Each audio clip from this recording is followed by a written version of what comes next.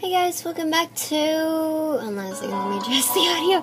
Okay, welcome back to another Asagao Academy. I think this is going to be probably the last one upload, and then I'm gonna continue eating my cherries. So anyways, let's continue where we left off. I already read the dialogue? Okay. I'll make a fool of myself, but still, I was getting to go. It was a privilege nobody else shared. Paul looked at me with what seemed like concern, and I smiled at him. He grinned and returned to his food. The least I could do was give it a chance, right? After a long day, class was finally over and I was ready to go home. Go home meaning go to the dorm. Miss Shizuka still wasn't over her breakup, and Mai complained loudly that she needed a new man so the homework would stop being so killer. It was something to do, though. What else would I be doing if not homework? Studying, probably. Hana, before we go back to the dorm, there's something in A32 that I want to show you. Come. A32? Wasn't that the normal boots club room? We're not allowed in there. There's no meeting today, so no one is going to be there. That's exactly why we need to go now. Mai grabbed my hand and dragged me through the halls. I don't know about this. What if someone sees us? If you act natural, no one will care. There's too many people around. Nobody will be interested in what we're doing. I was full of confidence that I wish I shared. I really don't think I'm comfortable with this. I stopped at the club room door, gently tugging on it. Yeah! Sweet! They left it open! She pulled me into the club room and shut the door behind us. It's in here. Here was a storage closet at the very back of the room, a plain white cabinet. She stopped short of the door, looking expectantly at me. I took the knob and expecting it would be locked like all storage closets were. The knob didn't move, confirming my suspicions. Relief swept through me. Oh darn, looks like it's locked. I guess whatever you have to show me, we'll have to wait till another day. Or maybe never. Oh, I know it's locked. That's why I have this. She pulled out a shiny chain of keys from her pocket, eyes sparkling. Shizuka's keys? Who gave you those? No one. I'm borrowing them for a little bit. No harm done. She fiddled with the door handle, going through key after key. I'm seriously uncomfortable with this. Someone is bound to find out. They'll always do. Finally, there was a small click and the lock relented. Don't worry, Hana. I'll protect you. Mai opened the closet and a light shone down directly onto its contents. Yay! There they are! To my utter bewilderment, there sat luminescent golden boots resting on a velvet pillow, encased in a glass box. What are these? I stepped closer to the case and was about to pull my hand on the glass, but stopped inches before wrought with guilt. We shouldn't be here. These, Hana, are the boots. The boots. It's a symbol of the Normal Boots Club. This is their club room, after all. I'm telling you, these guys don't mess around.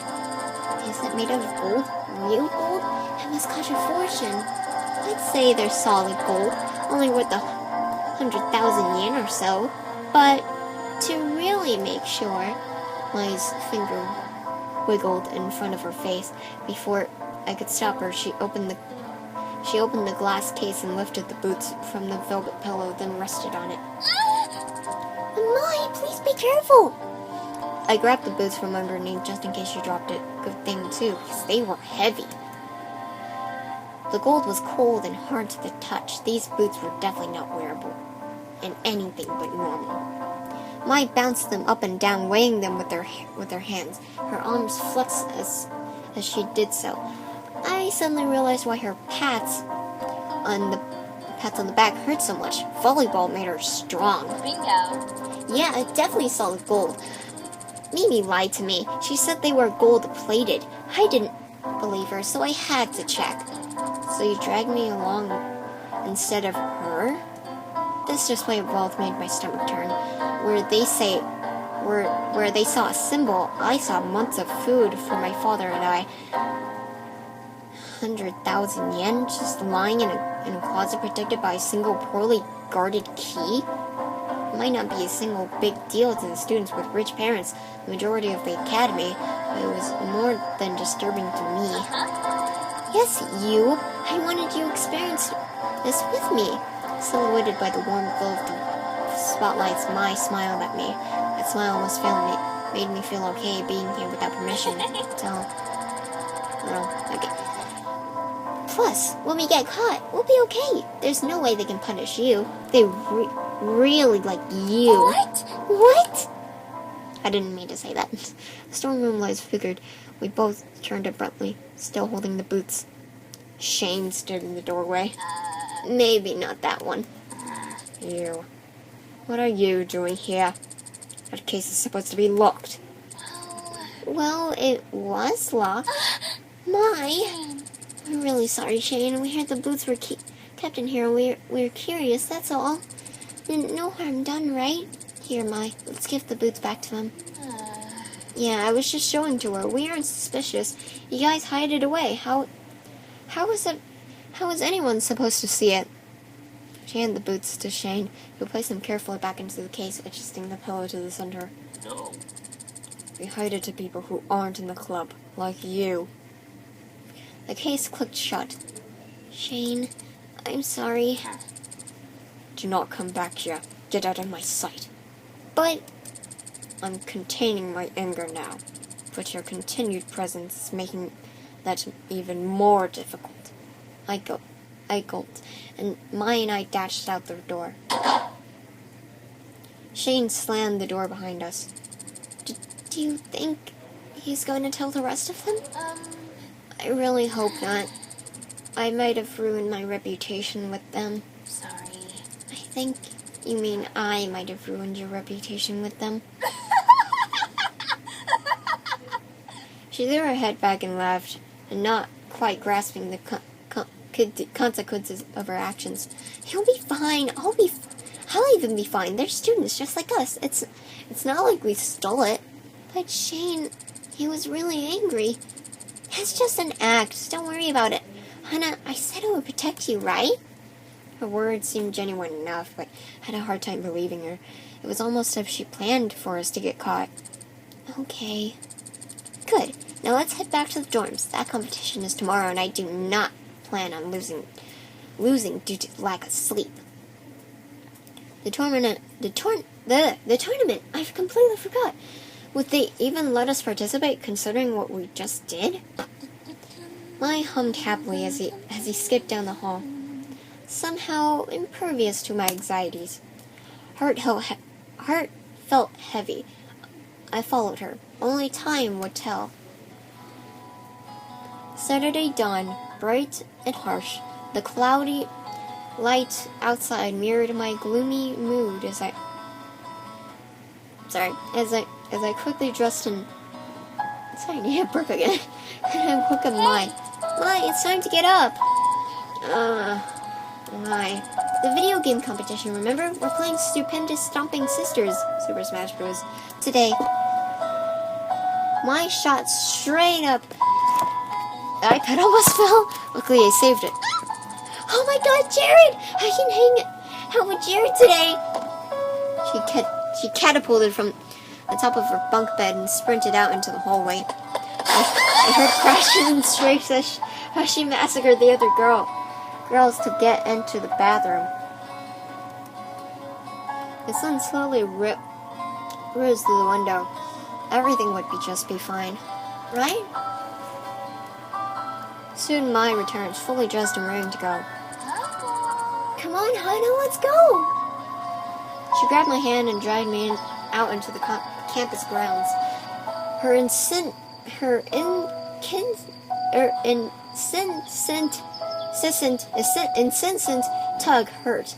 tugging hurt, but I followed her silently.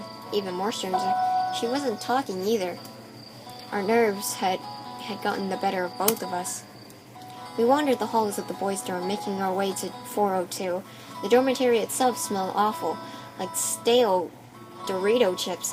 I wondered how I never noticed it and realized this the first time I came on the weekend.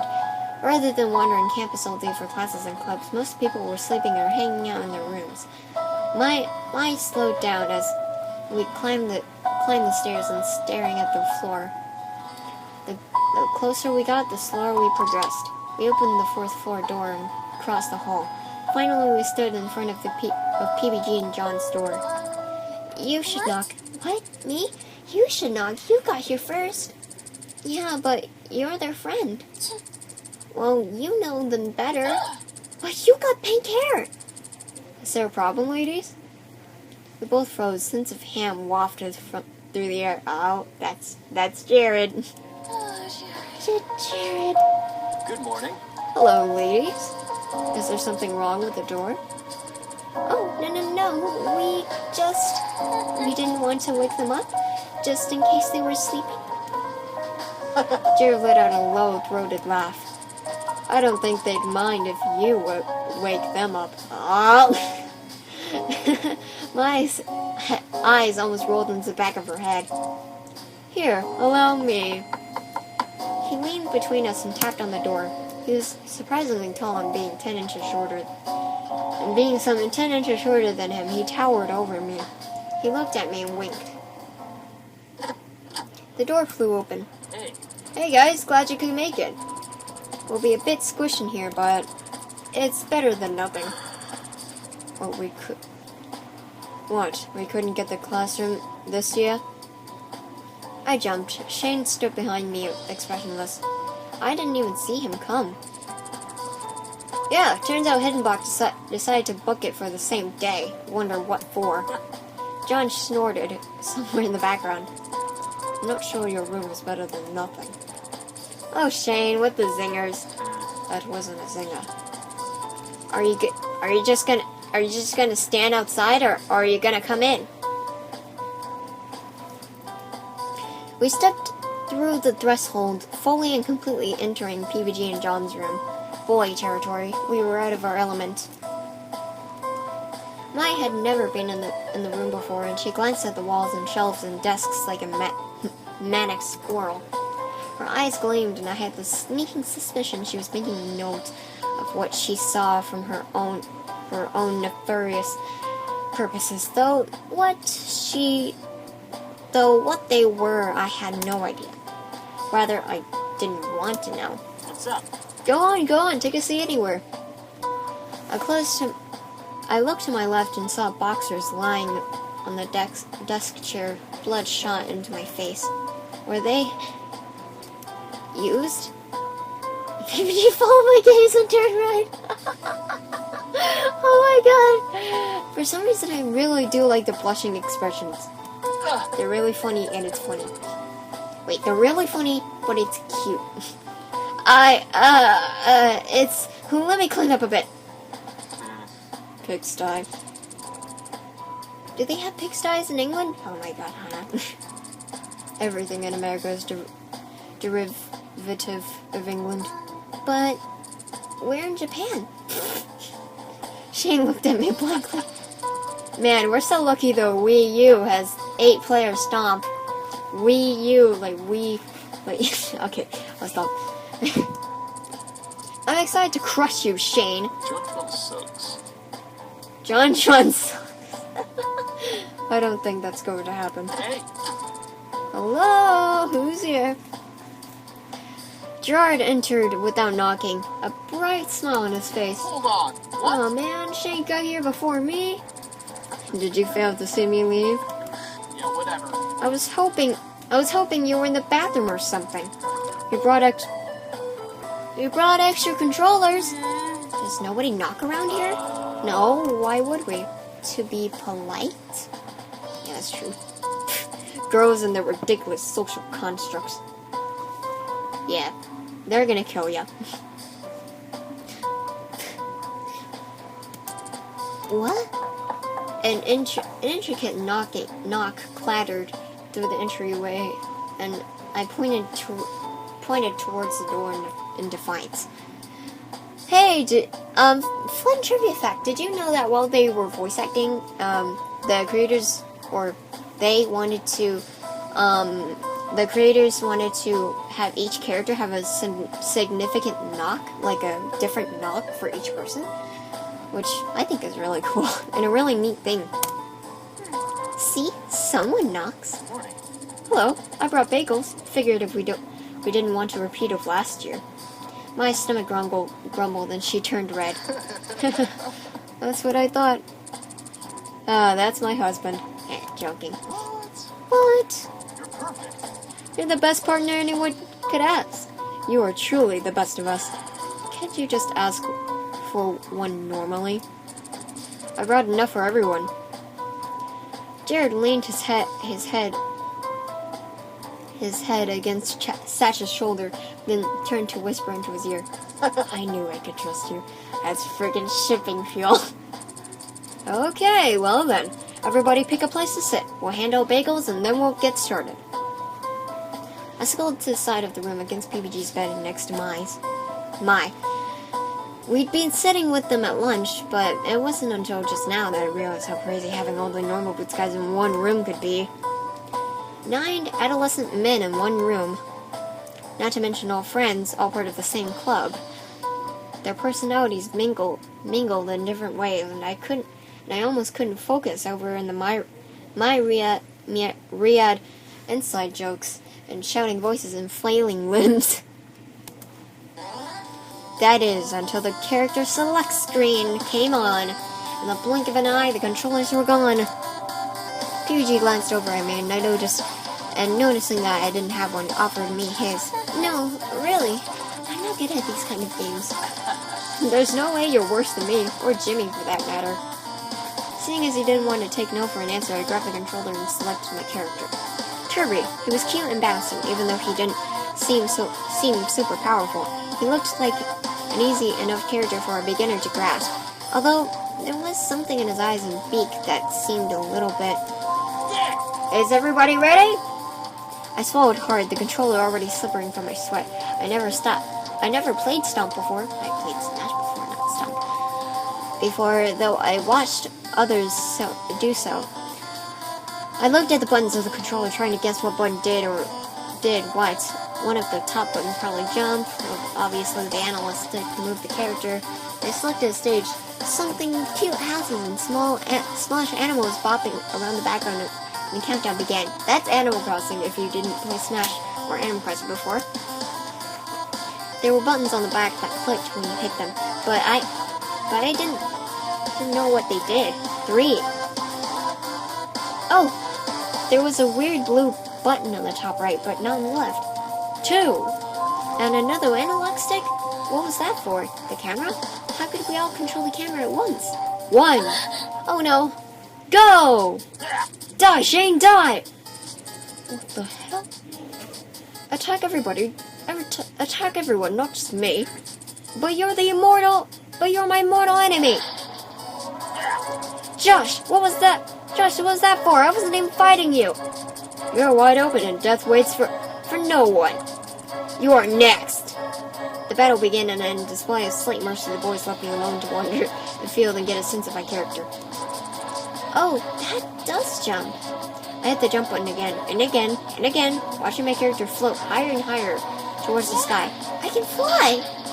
My joy was cut short as a Noki ball emerged from nowhere and pegged my pink blob in the eye. I fell off the side of the screen, and despite trying to jump back up, it wouldn't let me. Why? Derby can kind of hover for a while, but eventually gets too full of air and has to land. Otherwise, it'd be OP. Oh. When in doubt, down B. Down B? And in the commotion of the match, curses and death threats mixing with the clack of controllers. Nobody was listening to what Nick was saying. The key to getting someone to hear you in this commotion, it seemed, was shouting their name at the beginning of their sentence. Gerard! Satch! I frowned at my pink blob, fell back onto the map. Following Nick's advice, I hit down B. A cloud appeared around my pink guy, and he became a rock. What? I don't understand. What would a rock do? I repeatedly I repeated the move multiple times, always turning into a rock of some sort on the ground, never hitting anybody near me. Suddenly, an explosion rocked the ground, and Kirby flew into the air just as I hit down B. No! To my surprise, he formed into a rock and fell directly onto John's head. His Nario was sent flying off the screen and died. Dun everywhere. You're on my list. I'm very sorry. It didn't take me long after that for me to die 5 pitiful, painful deaths, but as my little turkey tumbled off the screen for the 6th and final time, a small surge of pride hit me. I killed John, the JonTron, even if by accident. I handed my controller to Mai and sat back, completely satisfied. If it weren't for the fact that it was Mai's turns, I jumped back in, and eager to find another strategy for murdering my friends, potentially stirring up a hit list a mile long. This was the joy of games. Indeed, yes. After playing a few rounds, the official tournament started. People played one-on-one matches against each other, slowly thinning out the competition over time. Mai went before me and was rather unfairly paired against Jared. Every blow he doled out to her was, in her mind, some form of physical contact, at least, judging by the way she shivered when she hit it. Okay, sorry, I need to check her diary. Unsurprisingly, she died almost immediately. I was the last person set to go against PBG. They just chuckled as we were past the controllers. Don't worry, Hannah. PBG is the easiest out of all of us. You're bound to beat him. Aw, come on, guys. Don't worry, Hannah. I'll go easy on you. I nodded as PBG picked the most level playing field, a small platform floating out in space, final destination. The match started, and PBG gracefully held his player still. Go ahead, test your moves. You're a great player. Oh, that's nice. That's real nice of you, PBG. Yeah, real nice. I tested my move, and while doing so, my hand brushed against the yellow stick. Kirby did a menacing low kick, and my eyebrows raised. That looked powerful. Ready to go? Yeah! I think so. PBG charged at me across the screen, and when he came close enough for me to hit, I pushed the yellow stick in his direction. He flew across the screen, and my mouth well open. PBG gritted his teeth. I see how it is. Now we're Mr. Nice Guy then. I partially doubted that PBG had a non-nice bone in his body, but the match had begun. It was a long battle, a surprisingly long battle. It seemed to be unevenly matched, right up until the very end, when I smashed him off the screen with Kirby's hammer. What? I set the controller down quietly, not particularly happy about having crushed PBG in my second match ever of Stomp. Okay, this reminds me of when I basically smashed, like, we were playing this game called Gaga Ball at my gym, and holy crap, I smashed two players without even me noticing, and I was like, everyone was like shouting, I was like, oh! Anyways, sorry, school memories. PBG nodded solemnly. I guess I lost then. Whoa! Dang, Hana, that was natural born talent then. I don't really think so. Anyway, the next match is Shane versus Paul. PBG remained quiet for a while after that. It wasn't until the third round that he joined in again, cheering with the rest of the guys. My match rolled around, but this time I was against Jared, and this time I lost in only a few minutes. I set the controller down again, happy to no longer have responsibility over the life and death of inanimate pixels. As I did so, I saw Paul lean in to whisper something to Shane, whose eyes flew wide open, then his face shut down. Over my dead body. Their eyes slid to me, and I looked away. They were talking about me, weren't they? I scooted over to Mai, feeling more comfortable near her than any of the other guys. We cheered for Jared right up until the very end. He lost to a supernatural agile Shane. He was seemingly being fueled by the rage of 1,000 demonic toddlers. Everyone, that was a great round. It looks like we're in even better shape than last year. Well, all of us except PBG. That was uncalled for. Totally deserved. Anyways, I'm tired, so get out of my room, please. He grinned broadly, not finding anything wrong with how he summarily dismissed us. Mai and I gathered our things and left the room with the others, who, laughing and joking, dispersed in different directions. Together, we shuffled home. We fell through the doorway, exhausted, with barely enough energy to change into our PJs. Mai leaped into her bed with a happy sigh. Sorry, my mom wanted to call for me to go eat, but I need to finish this video. Oh, Hana, I'm so glad you came to Asagao. As if this couldn't have happened without me here. Mai shoved her face into her pillow and emitted a muffled reply. Yeah, whatever you say. I fell onto my bed, staring at the rungs that kept Mai and her mattress from collapsing onto me, and smothering me to death in the night. That was really fun. Video games are fun, Mai. Really? She shuffled around on top of her bed. I mean, I thought it was okay. It was passable. Don't know if I call it super fun or anything. No? I loved it, she chuckled. Seems like you found your calling. Okay, guys, I'm going to end it here. And yeah, I'll see you guys in the next video. The Trifors with you, and I need to go eat. Me hungry.